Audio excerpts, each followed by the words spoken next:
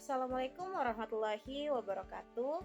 Perkenalkan, nama saya Intan Silvania dengan NIM 0018, dan pada kesempatan kali ini saya akan memaparkan materi sasaran dan lingkup bimbingan konseling dalam mata kuliah bimbingan dan konseling di sekolah. Langsung saja kita masuk pada materinya. Yang pertama ada sasaran bimbingan dan konseling. Sasaran bimbingan konseling ini yang pertama ada pengungkapan, pengenalan, dan penerimaan diri, yang mana tidak semua individu itu mengenal dan mengetahui masalahnya. Selanjutnya yang mesti diungkap dari individu itu adalah potensi ataupun masalah yang dihadapinya, sedangkan yang diungkap adalah semua siswa yang menjadi sasaran bimbingan dan konseling.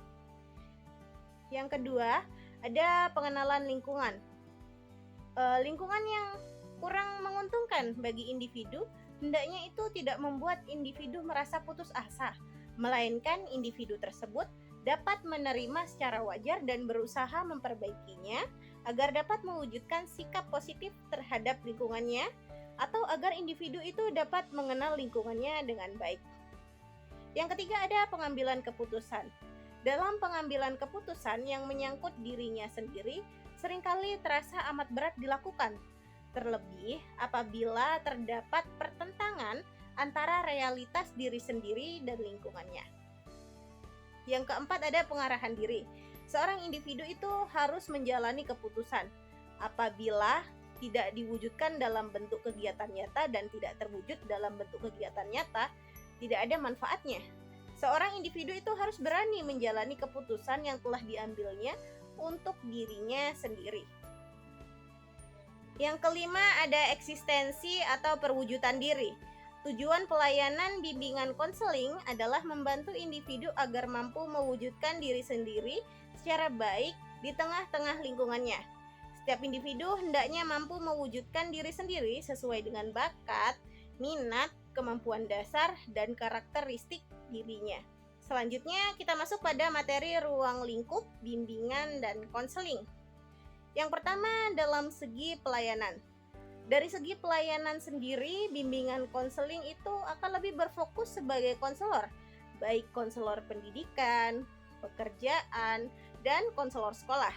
Misalnya, adalah guru BK di sebuah sekolah memberikan konseling serta pelayanan terhadap pendidikan, yaitu kurikulum, sikap, keterampilan, dan juga komunikasi. Yang kedua, segi sasaran.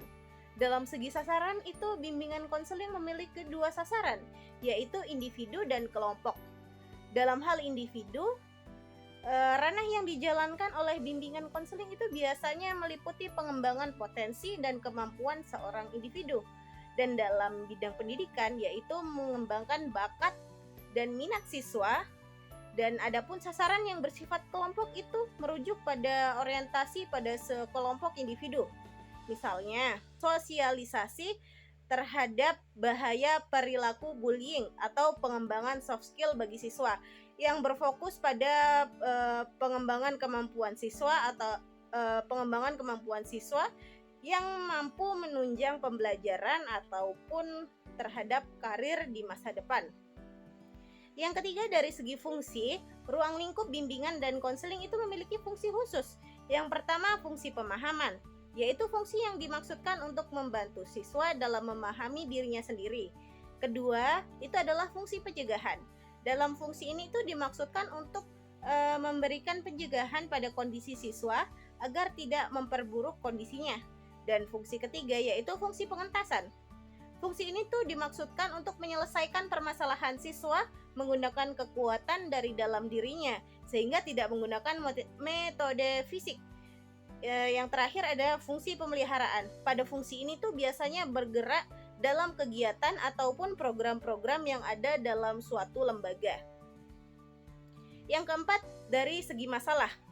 Dari segi masalah ini dibagi menjadi 3. Yang pertama ada BK pendidikan, siswa, prestasi, pergaulan, dan lain-lain.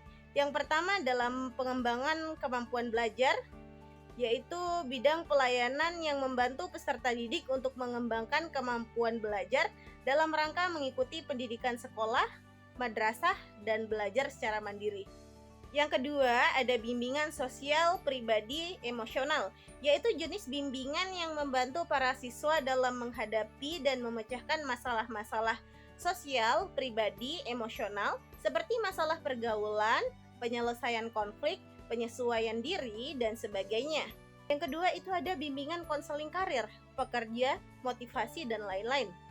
Pada pengembangan karir ini yaitu bidang pelayanan yang membantu peserta didik dalam memahami dan menilai informasi serta memilih dan mengambil keputusan karir. Nah, yang terakhir dalam materi ruang lingkup bimbingan konseling itu ada ruang lingkup dari segi sosial dan budaya.